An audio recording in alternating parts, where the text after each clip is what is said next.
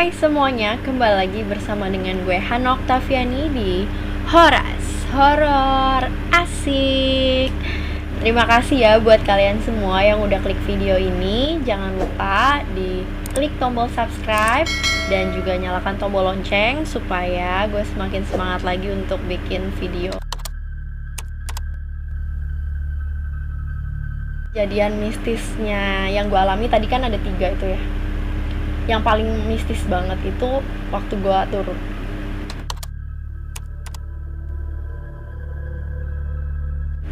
Gue turun, udah oke, fine, karena itu masih pagi ya kan, udah terus sekitar tengah hari kita udah sampai di situ, terus kita mau balik kan.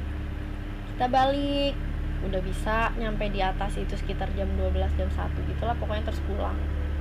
Sampai camp, beberes, lanjut, terus kita langsung cus pulang, nggak lama kita udah beberes, terus kita persiapan balik.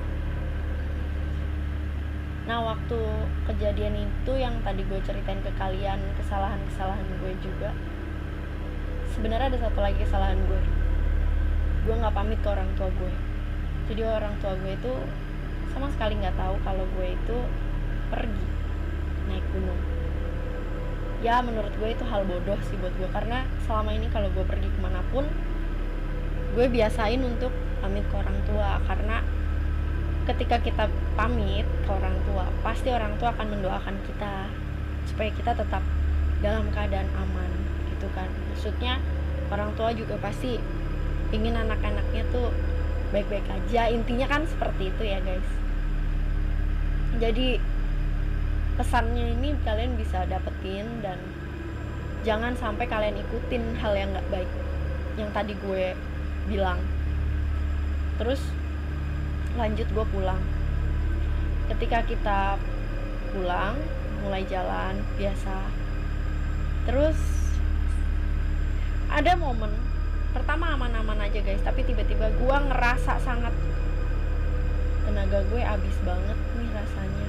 Gue capek, gue nggak tahu ya, kalian tau lah gimana rasanya orang posisinya masih mungkin masih bisa dibilang dapat belum kelar, pasti lemas, terus minuman juga udah habis deh kalau nggak salah, terus udah kelaparan, agak lapar juga, udah harusnya makan siang gitu kan.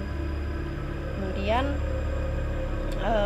posisinya panas, terus nafas nggak bisa lega karena kalian tahu posisinya kebakaran hutan, dan itu masih tetap kebakaran hutannya itu tetap terus kok gitu. Terus akhirnya satu ketika yang tadi gua bilang ada satu jalur yang kayak apa ya, tebing, yang kita cuma bisa melewati itu satu persatu one by one karena batunya itu agak sulit ya. Ketika kalian nginjak tuh takutnya malah kalian jatuhnya ke jurang gitu. Jadi kita jalan di pinggiran tebing gini kan.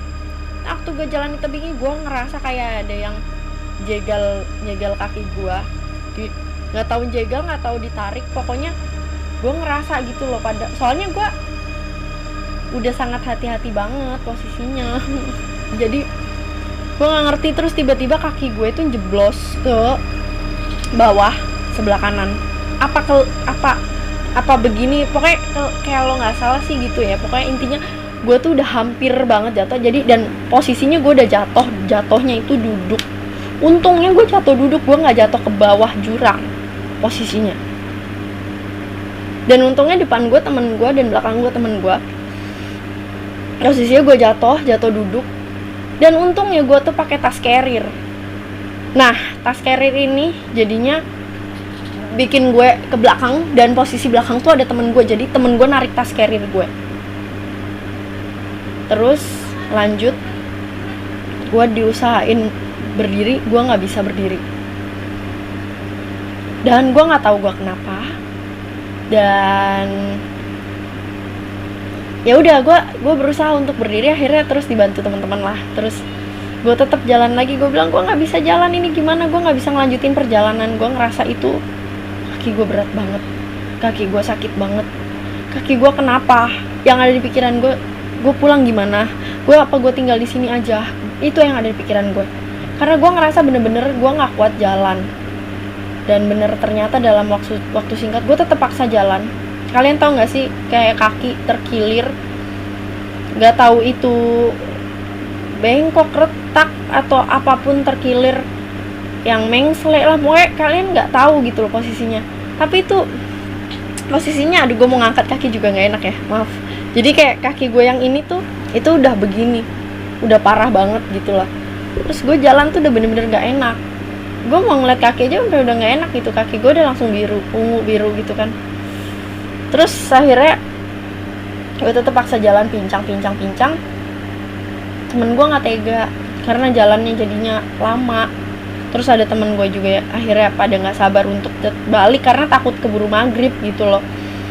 Gue nggak tahu dahan itu jam berapa, sampai akhirnya waktu kita ngelewatin jalur turun. Jadi waktu itu kan sempat gue bilang, jadi di awal tadi kan gue sempat bilang ada jalur yang kayak cicak, kita sampai kayak cicak banget kan gitu. Nah waktu turun di jalur itu pun gue kan ketemu banyak pendaki lainnya gitu. Itu gue ngesot, bener-bener ngesot. Jadi gue untungnya gue pakai dobelan celana, jadi gue pakai legging, terus gue double jeans pendek, celana jeans pendek gitu. Jadi gue bener-bener ngesot sampai bawah ya guys, karena gue udah nggak kuat kaki gue. Dan temen gue akhirnya bantuin bawa tas carrier gue. Jadi gue bersyukur banget, terima kasih Kadir. Waktu itu Kadir jadi bawa 2 carriernya dia sama carrier gue gitu. Tapi dia akhirnya memutuskan untuk jalan duluan bersama dengan Lia, Mila, Anggun, Genjur, Kadir, dan Ruben. Mereka jalan duluan. Lalu gue ditemenin jalan belakangan sama Arsyad dan Rijal. Gue juga makasih banget sama kalian. Gue nggak tahu kalau kalian ninggalin gue posisinya gimana, karena sempat ada kayak cekcok gitu karena kejadian gue ini. Dan teman-teman jadi lama untuk nyampe di tempat yang seharusnya tepat waktu gitu kan. Akhirnya gue bener-bener ngerasa ngelewatin jalan itu sendiri, terus diikutin jauh agak di belakang sama Arsyad dan Rijal. Jadi mereka kayak jagain lah supaya nggak ada kenapa-napa. Dan serius, gue nggak bohong, selama gue ngesot ataupun gue jalan pincang itu, ya kan kadang gue jalan pincang, kadang gue ngesot karena udah nggak kuat banget walaupun gue bawa diri gue sendiri. Itu gue ngeliatin jalanan itu rasanya kayak parah sih, ini apa gue tinggal di sini aja. Gue selalu kepikiran kayak gitu dan gue takut, tapi gue tetap takut ada binatang buas kayak gitu terus rasanya. Terus ya udah, selesai dari situ teman-teman tuh jadi kayak udah bad mood banget sama gue gitu. Dan akhirnya gue balik, nyampe rumah gue akhirnya jujur sama keluarga gue kalau misalkan gue naik gunung dan mereka mau marah juga nggak bisa karena udah kejadian. Kaki gue itu langsung bengkaknya sumpah parah banget, langsung kayak gini. Terus nggak lama tuh 2 hari kemudian apa 3 hari kemudian bokap nyokap gue sempet berangkat ke Malang. Akhirnya gue diajak untuk ronsen. Terus bokap gue bikinin apa semacam kayak perban lilitan yang gue gak boleh ngapa-ngapain dulu, soalnya kakinya emang kayak waktu diperiksa itu sedikit retak dan agak mengsle dikit banget gitu. Tapi itu sakit, namanya apa ya, namanya kejadian kayak gitu kan nggak terduga. Nah posisinya itu waktu dilihat kan kayak gitu ya. Waktu itu kejadian, setelah itu beberapa tahun kemudian gue sempet ada ngalamin kecelakaan motor gitulah pokoknya, terus yang mengharuskan gue harus pijet ya kan.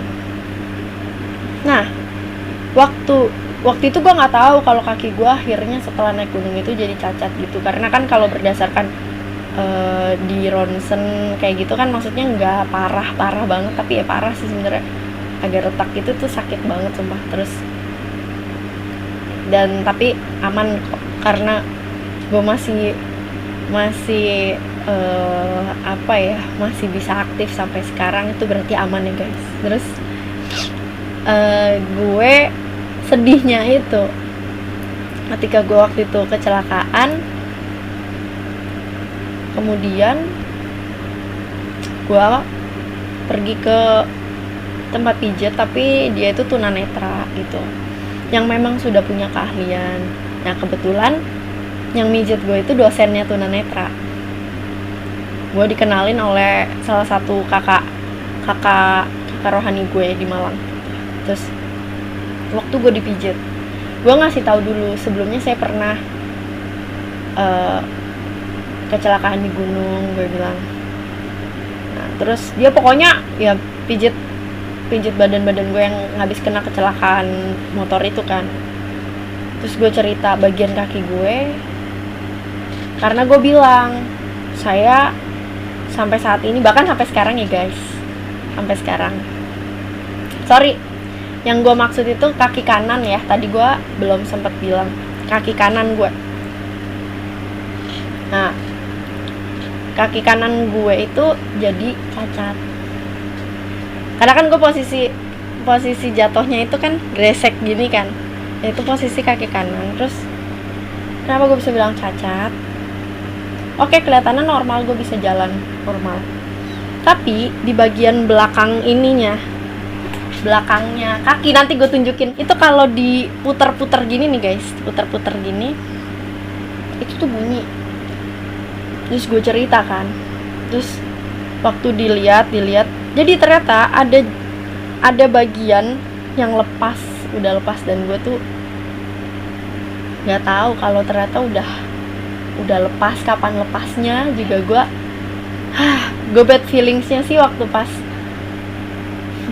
gue naik gunung ke Gunung Butak itu. Dan memang lepasnya itu katanya semacam keselaput gitu.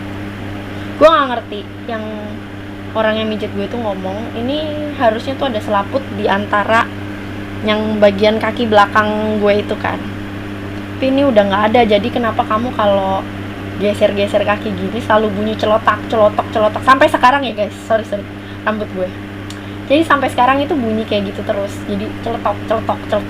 Nah itu tuh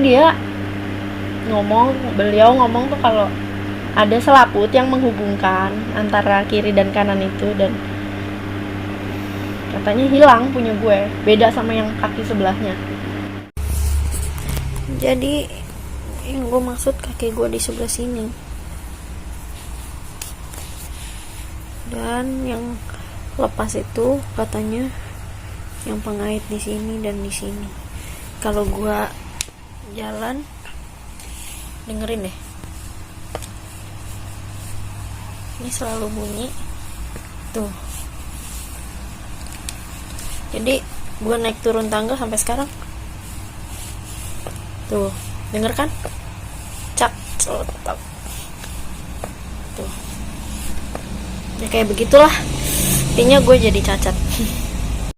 Dan di situ gue ngerasa sedih banget guys, itu pengalaman buruk gue ya, karena gue sendiri ya. Sebenarnya gue juga nggak ngerti kok bisa naik gunung dengan tata krama yang kurang baik, sampai akhirnya gue kena kejadian ini. Dan hal ini jadi nggak terlupa buat gue, karena itu antara hidup dan mati juga. Kalian bayangin dong kalau gue nggak kuat, ya udah gue nggak tahu sih teman-teman gue tega apa enggak ninggalin gue juga, karena gue di situ juga udah nggak ngerti lagi gue bakal balik apa enggak. Dan gue waktu nyampe rumah pun gue sampai melukin adik gue, karena gue nangis nyampe rumah karena takut kalau gue tiba-tiba tinggal di gunung sendiri, gimana gue hidup apa enggak. Yang posisinya waktu itu udah sampai cekcok antar konco-konco guys. Jadi tapi gue bener-bener serius, gue makasih banget buat Arsyad sama Rijal dan Kadir, kalian luar biasa. Thanks, pengalaman berharga buat gue dimanapun kalian berada. Itu bukan hanya gue sih, kayaknya buat kalian juga.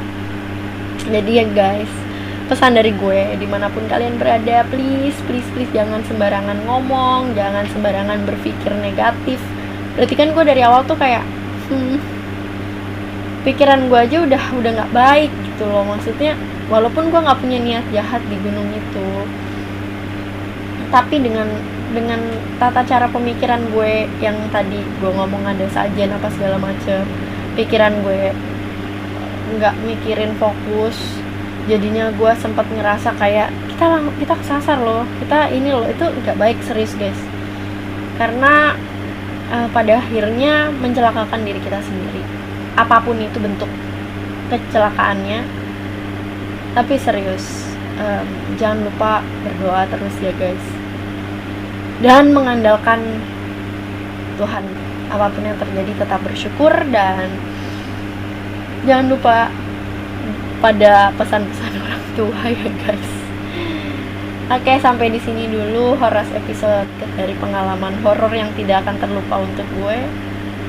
Dan untuk teman-teman gue yang gue sebutkan tadi satu persatu namanya, gue harap kalian dimanapun berada tetap sehat, dan mungkin kita dapat bertemu di lain kesempatan untuk jalan-jalan ke tempat lain kalaupun masih diizinkan Tuhan.